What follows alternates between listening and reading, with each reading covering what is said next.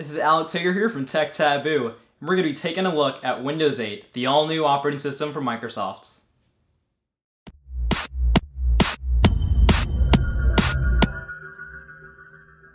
We'll be using Windows 8 on this mini ITX desktop machine. It features an Intel dual-core Sandy Bridge 2.5 GHz processor, 8 GB of RAM, and a 64 GB OCZ Agility 4 SSD.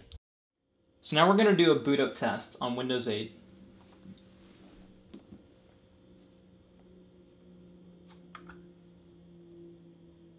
We're going to wait to get a response from the monitor here.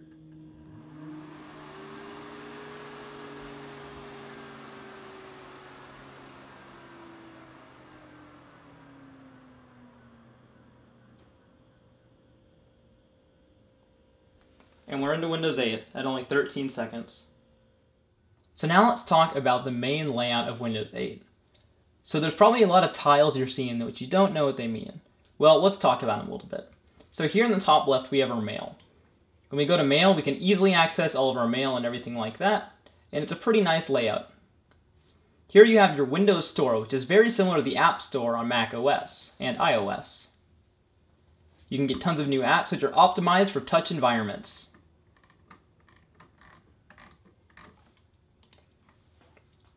Here you have kind of your trending news on Bing, you have your travel Bing, your SkyDrive, similar to iCloud, and Bing Maps.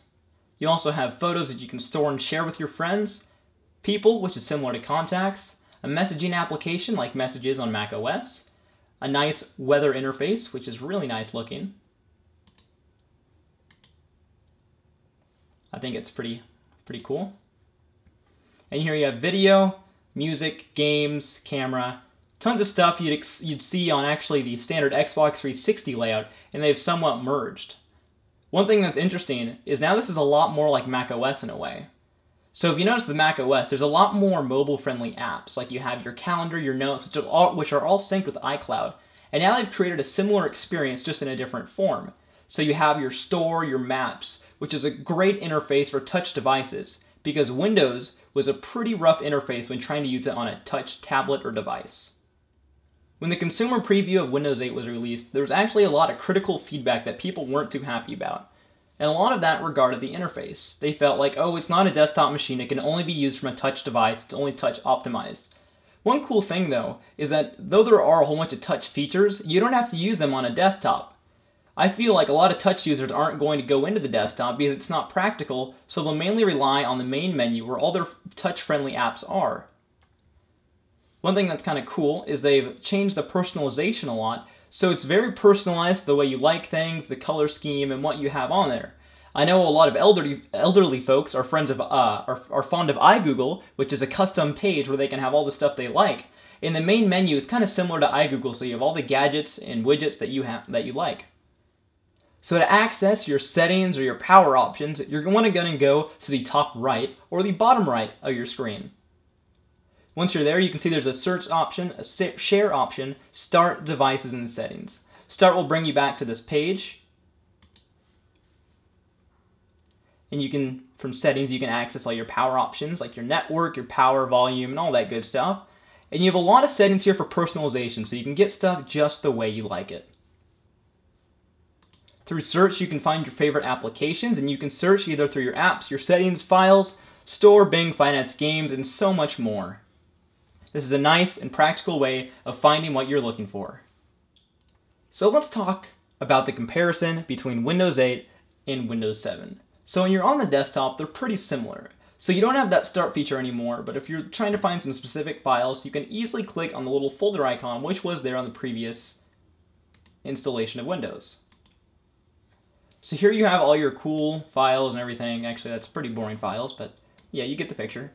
But one thing you'll notice here is the bar is green. So when I installed Windows 8, I got to pick a color scheme. So my color scheme was green. So any scheme or any layout I see is all going to be somewhat green, which is kind of cool. So if you like the color and you're obsessive about it, well, it'll treat you well. Alright, and here you can see how there's the minus, maximize, and exit button, which is pretty similar, but it's more of a blocky style, which is a little bit less shiny Windows 7, so it puts less toll on your GPU, but it still looks nice and professional. One thing that's really nice about Windows 8 is it's optimized for low-powered machines. So if you have a phone, if you have a tablet, or even if you have an old, kind of subpar machine, it'll still run great on Windows 8.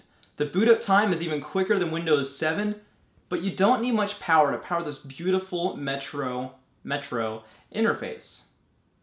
When the consumer preview of Windows 7 came out, people were pumped. They're like, wow, this is a great improvement over Windows Vista. Now with Windows 8, it was a little bit different. You know, people with touch devices were kind of interested, but then the average consumer seemed a little upset and they're like, this is kind of underwhelming. Well, I feel like Windows 8 was criticized a little bit too much. You know, this is kind of Steve Ballmer's moment to shine or fade away. It's a big step for Microsoft and we'll have to see how it turns out. So Windows 8 is a huge step for Microsoft. It's got a completely redesigned interface.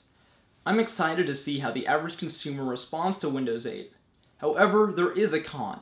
It's changed so much and the navigation is in a complete different format. So for the average person, they may be really confused on how to get around. However, I feel like after a few months, it should be a lot easier for people to use and navigate through. And this doesn't have any updates yet, so maybe there will be some updates that will help users navigate through the OS. I feel like once you've spent some serious time with the operating system, navigation is a lot more fluid and you can definitely see its potential. It's got some cool new features and I'm excited to see how it does in these next several months.